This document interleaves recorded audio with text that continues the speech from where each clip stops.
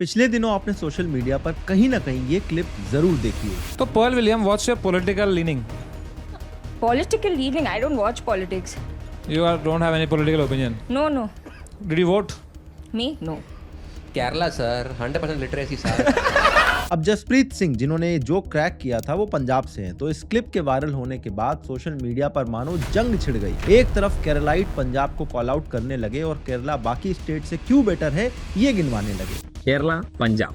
Poverty 0.71% in Kerala, 6.5% in Punjab.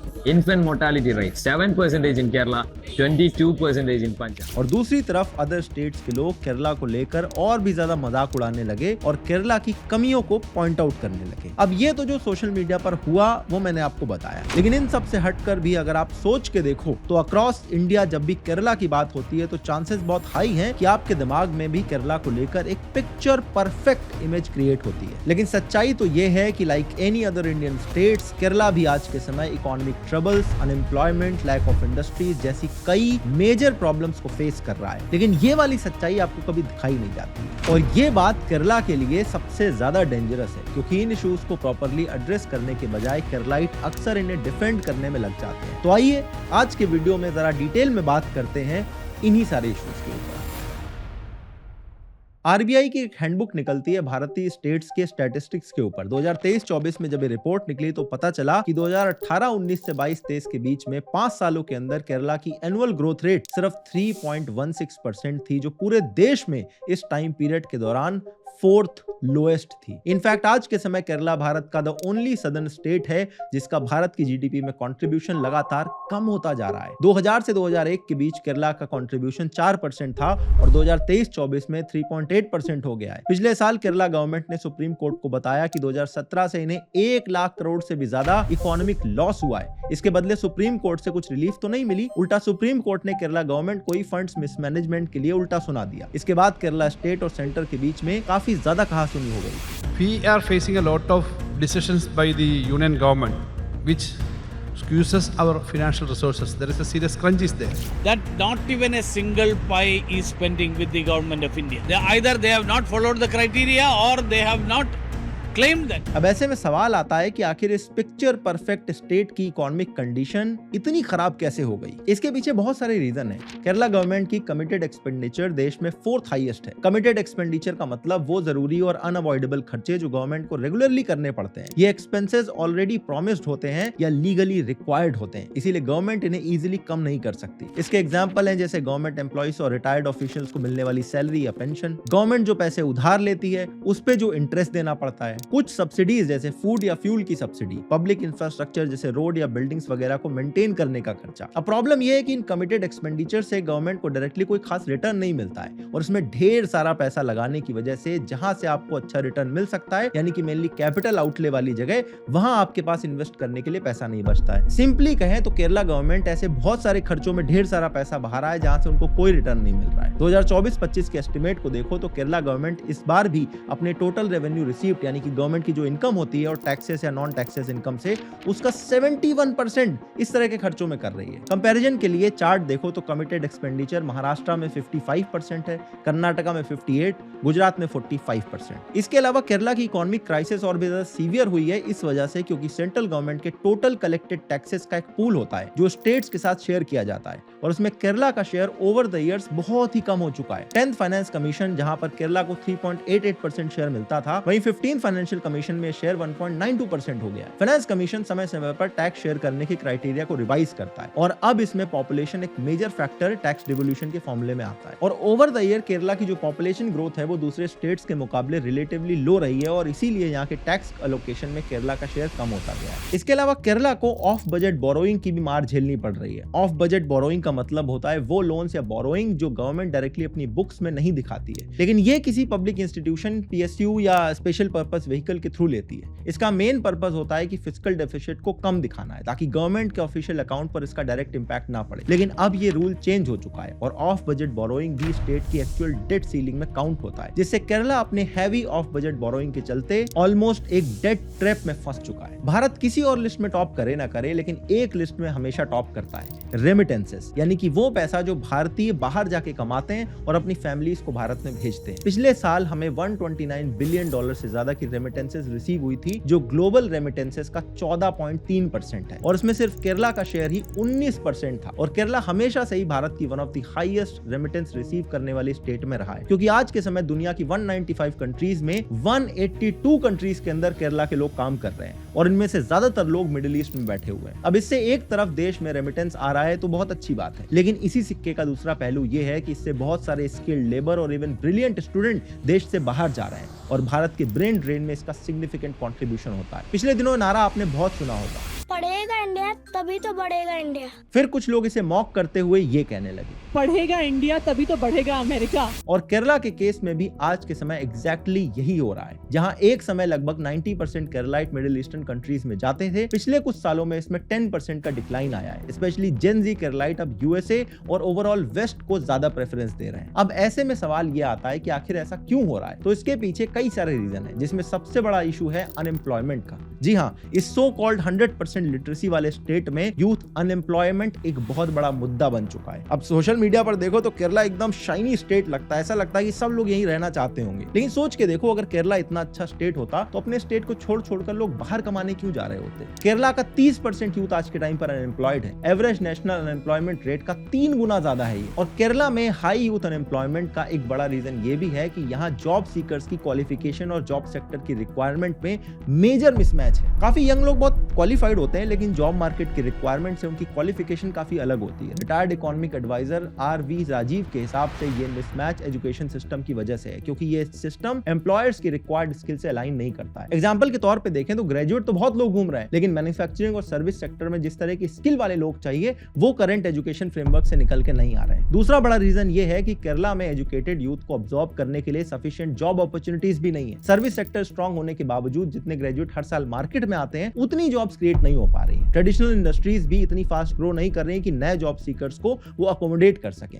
इस वजह से कंपटीशन बढ़ता जा रहा है और unemployment rate over the year बढ़ता चला जा रहा है। इसके अलावा कई एम्प्लॉयर्स ऐसे भी हैं जो इस तरह के वेजेस ऑफर करते हैं जो क्वालिफाइड कैंडिडेट के एक्सपेक्टेशन से बिल्कुल मैच नहीं करते हैं। मतलब कि उनको अच्छा बंदा तो चाहिए लेकिन पैसा देने को राजी नहीं है। काफी यंग इंडिविजुअल्स भी सिर्फ उन्हीं जॉब्स को कंसीडर करते हैं जो उनके एजुकेशन लेवल और स्किल के अकॉर्डिंग उन्हें सैलरी दे सके, जिससे कई सारी जॉब अपॉर्चुनिटीज ओवरलुक हो जाती हैं। एक सर्वे के हिसाब से 30% यूथ आज के टाइम पर यह मानता है कि अगर जॉब उनकी एक्सपेक्टेशन के हिसाब से नहीं है तो इससे बेटर वो अनएम्प्लॉयड रहना प्रेफर करेंगे। और इन्हीं सब रीजन की वजह से केरला में यूथ एम्प्लॉयमेंट को लेकर एक अलग माइंडसेट डेवलप हो चुका है। कई यंग लोग लोकल जॉब्स लेने के बजाय माइग्रेट करना प्रेफर कर रहे हैं, क्योंकि वहां बेटर पे, बेटर क्वालिटी ऑफ लाइफ और ज्यादा अपॉर्चुनिटीज उन्हें दिखाई दे रही हैं। अब सोशल मीडिया पर लोग केरला की कितने भी गुणगान कर ले, लेकिन सच्चाई यही है कि बाकी इंडियन स्टेट्स ने जहां over the year industrial expansion पर ज्यादा फोकस किया है, वहीं केरला का इंडस्ट्रियल सेक्टर अभी भी उतना डेवलप नहीं हो पाया है। और इसके पीछे कई सोशियो पॉलिटिकल, इकोनॉमिक और ज्योग्राफिकल रीजन है। केरला में कम्युनिज्म का हैवी इन्फ्लुएंस और प्राइवेट इंडस्ट्रीज या बिजनेसेस के साथ इनके प्यार मोहब्बत की बातें तो हम सबको पता है। केरला में हिस्टोरिकली कम्युनिज्म का काफी स्ट्रॉन्ग इन्फ्लुएंस रहा है, जिसने यहाँ की इकोनॉमिक पॉलिसीज को शेप किया है। कम्युनिस्ट पार्टीज हमेशा प्राइवेट इन्वेस्टमेंट का अपोजिशन करती हैं और ज्यादा फोकस स्टेट लेड डेवलपमेंट पे किया जाता है। ये मॉडल एजुकेशन और पब्लिक सर्विस जैसे सेक्टर में काफी सक्सेसफुल रहा है, पर प्राइवेट एंटरप्राइजेस के लिए कभी भी यहाँ पर कंड्यूसिव एनवायरनमेंट क्रिएट नहीं हो पाया है। और इसी वजह से इन्वेस्टर्स केरला की जगह तमिलनाडु, कर्नाटक और महाराष्ट्र जैसे स्टेट में जाने को प्रेफर करते हैं। The communists have done Kerala a huge disservice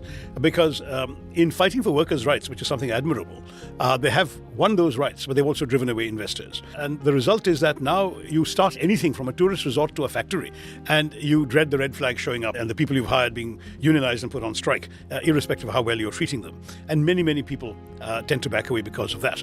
I remember when I left the United Nations and before I came into politics, I was still based in New York, but I was taking an active interest in Kerala. And I remember hosting a dinner for about 40 investors in New York, mainly expatriate Indians with a particular interest in India, but also some Americans, for the then communist asked Industry Minister Ellamaram Karim and his senior bureaucrats to come and do a presentation why they should invest in Kerala. And I thought, I'm doing a favor to my own state. The presentation was done. There was a discussion.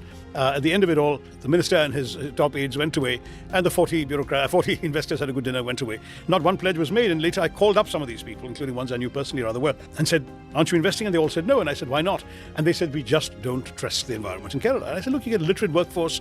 People are relatively unemployed. They'll be grateful to have a job. They'll be smart. They're educated. They'll acquire skills very quickly. I said, yeah, but we can get them all. If we just establish the same factory across the border in Tamil Nadu, they'll come in, but the commies won't be there, the unions won't be there, the red flags won't be there. That was the kind of feedback, and that became a very dismaying factor. Kerala में industries को लेकर general public में भी एक negative perception है। यहाँ बहुत से लोगों को लगता है कि इंडस्ट्रीज एनवायरनमेंट को डैमेज करती हैं और लोकल कम्युनिटीज को डिस्प्लेस करती हैं। यहाँ एनवायरमेंटल कंजर्वेशन और सोशल जस्टिस को हाई प्रायोरिटी दी जाती है। इसी वजह से बड़े इंडस्ट्रियल प्रोजेक्ट को लोग सपोर्ट नहीं करते हैं। पब्लिक ऑपोजिशन के चक्कर में प्रोजेक्ट डिले होते रहते हैं, लीगल बैटल चलती रहती है और कई बार तो प्रोजेक्ट सीधे रिजेक्ट हो जाते हैं। एग्जाम्पल के लिए प्लाचीमाड़ा में कोका कोला प्लांट और अरणमुला एयरपोर्ट प्रोजेक्ट को एनवायरमेंटल कंसर्न और प्रोटेस्ट की वजह से बंद करना पड़ गया था। अवेयरनेस जरूरी है, पर एक्सट्रीम एंटी इंडस्ट्री स्टांस की वजह से इन्वेस्टर्स केरला में बिजनेस सेटअप करने से डरने लगे हैं। इसके अलावा केरला में भारत के मोस्ट पावरफुल ट्रेड यूनियंस हैं और यहां पर लोगों में लेबर एक्टिविज्म डीपली रूटेड है। ट्रेड यूनियंस वर्कर्स के राइट्स को प्रोटेक्ट करने में इंपॉर्टेंट रोल प्ले करती हैं, बट कई बार एक्सेसिव इंटरफेरेंस की वजह से इनएफिशिएंसी, फ्रीक्वेंट हड़ताल और मैनेजमेंट से कॉन्फ्लिक्ट हो जाते हैं। एक इनफेमस एग्जांपल है नोकू कूली, जो बेसिकली एक ऑर्गेनाइज्ड एक्सटॉर्शन था जो केरला के ट्रेड यूनियन के थ्रू होता था।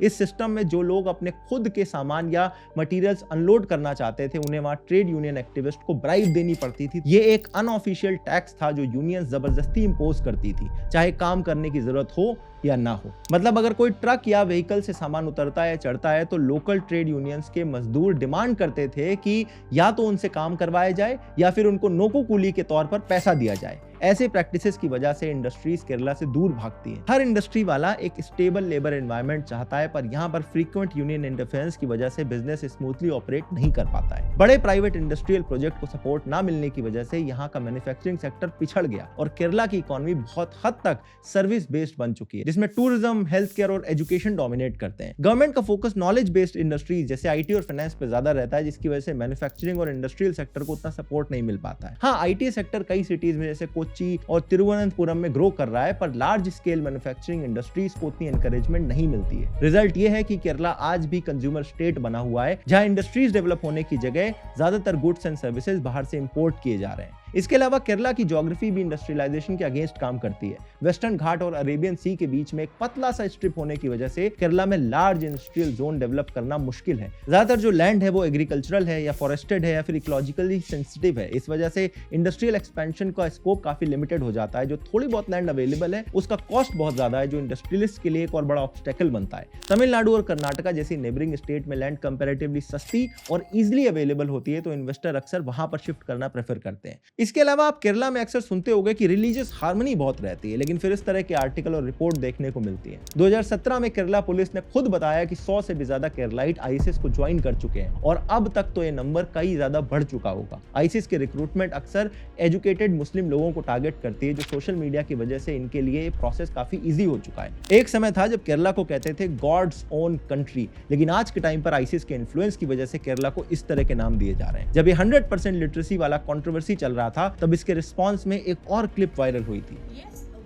100% literacy, that's why we eat beef. अब लिटरेसी के साथ बीफ कंजम्पशन का कोई कनेक्शन हो या ना हो, रिलीजियस और कम्युनल सेंटिमेंट्स को हर्ट ये जरूर करता है। अदरवाइज इस स्टेटमेंट का कहीं से भी कोई सेंस नहीं बनता है। और ये पहली बार नहीं था, केरला में कई बार हिंदू फोबिक सेंटिमेंट आपको खुलेआम देखने को मिल जाते हैं। इसके अलावा मलयालम मूवी इंडस्ट्री, जिसे मॉलीवुड कहा जाता है, इसका भी एक बहुत बड़ा रोल है केरला की सॉफ्ट पावर को प्रमोट करने में। संदेशम, मनी चित्तराजू, कुंबलगी नाइट्स या दृश्यम फ्रेंचाइजी जैसी कई शानदार मूवीज यहाँ पर बनी है और समय समय पर पूरे देश में इसे पॉपुलर किया गया है। लेकिन इसी फिल्म इंडस्ट्री को लेकर पिछले साल जब जस्टिस हेमा कमेटी की रिपोर्ट आई थी तो पूरा देश हिल गया था। जस्टिस हेमा कमेटी को 2017 में बनाया गया था एक फेमस एक्ट्रेस के अबडक्शन और असॉल्ट केस के बाद। कमेटी ने 2019 में अपनी रिपोर्ट सबमिट की थी, पर 5 साल तक इसे पब्लिक नहीं किया गया। 5 साल के बाद जब ये पब्लिक हुई, फाइंडिंग्स ने रिवील किया कि इंडस्ट्री में करीब 15 लोगों का एक पावरफुल नेक्सस है जो पूरे सिस्टम को कंट्रोल करता है। रिपोर्ट रिपोर्ट के मुताबिक विमेन को रोल्स और प्रमोशन के बदले जबरदस्ती सेक्स रिलेशनशिप के लिए फोर्स किया जाता है और उनके वर्किंग कंडीशन भी काफी अनसेफ थे। ये फाइंडिंग्स मॉलीवुड में डीप सीटेड पावर डायनेमिक्स और एक्सप्लॉयटेशन को एक्सपोज करती है, जिससे मॉलीवुड के क्लीन और प्रोग्रेसिव इमेज को एक सीधा सीधा दाग लग जाता है। लेकिन अनफॉर्चुनेटली बहुत सारे लोग जो केरला की दिन रात बड़ाई करते रहते हैं, उन्होंने इस पर एक भी जबान नहीं खोली। केरलाइट से आप अक्सर प्रोग्रेसिव पॉलिटिकल एनवायरनमेंट और थॉटफुल वोटिंग के बारे में बहुत सुनते होंगे, लेकिन यह बात भी सच है कि केरला की कई पॉलिटिकल लीडर्स का ओवर द ईयर्स बहुत सारे स्कैम्स में नाम आया है। जैसे कि 2013 में केरला सोलर पैनल स्कीम, ये हाई प्रोफाइल स्कैंडल एक सोलर पैनल कंपनी की फ्रॉड एक्टिविटीज से जुड़ा था, जो allegedly top Congress leader including उस समय के चीफ मिनिस्टर ओमन चांडी से भी लिंक था। लाइफ मिशन स्कैम, ये केस एक गवर्नमेंट हाउसिंग प्रोजेक्ट से जुड़ा था जो गरीब फ्लड विक्टिम्स के घर बनाने के लिए शुरू किया गया था। इसमें कई पॉलिटिकल लीडर्स पर करप्शन के एक्यूजेशन लगे थे, जिसमें सीएम के फॉर्मर प्रिंसिपल सेक्रेटरी से लेकर कई और बड़े ब्यूरोक्रेट्स का नाम आया था। इसके अलावा दिल्ली लिकर पॉलिसी स्कैम तो आपको याद ही होगा। सिमिलर तरह का बार ब्राइबरी स्कैम केरला में भी हुआ था। बार ओनर्स ने यूडीएफ मिनिस्टर्स को ब्राइब दिया था ताकि लिकर पॉलिसी डिसीजन अपने फेवर में वो करवा सके। इस केस में भी केजरीवाल की तरह वहां के फाइनेंस मिनिस्टर केएम मनी को रिजाइन करना पड़ा था और बाद में जब ये केस सामने आया तब इनके बेटे पर पैसे खिलाकर केस बंद करने के भी एलिगेशन लगे थे। और सबसे शॉकिंग था गोल्ड स्मगलिंग केस, जिसमें डिप्लोमेटिक चैनल्स के थ्रू गोल्ड स्मगलिंग का मामला सामने आया था, जब तिरुवनंतपुरम एयरपोर्ट पर एक डिप्लोमेटिक बैग में लगभग 15 करोड़ का सोना यूएई में स्मगल होते हुए पकड़ा गया था। इस केस के कनेक्शन हाई रैंकिंग ऑफिशियल्स और एलडीएफ गवर्नमेंट के कुछ पॉलिटिकल पब्लिक फिगर से भी जुड़े हुए थे, जिसमें केरला सीएम के फॉर्मर सेक्रेटरी तक का नाम आया था। अब सोच के देखो, इस तरह का फाइनेंशियल स्कैम केरला की स्ट्रॉन्ग सोशल वेलफेयर इमेज को पूरी तरह से कॉन्ट्रडिक्ट करके रख देता है। वैसे कॉन्ट्रडिक्शन तो इनके 100% लिटरेसी वाले क्लेम में भी है। I remember I was asked to do some work on National Literacy Mission, and that time everyone said Kerala 100% literate. You know what was the definition of the NLM at that time, the National Literacy Mission? If you can sign your name, you're literate. Why was Kerala 100% literate? Well, all the jokers were working in the Gulf, sending money back, so you had to sign for that money. Oh, so the literacy rate is actually a scam? It was. Can you imagine? I thought that they could speak or at least read No, speak Malayalam. is not literacy. Sorry, they could. It is read and about write read Malayalam. and write.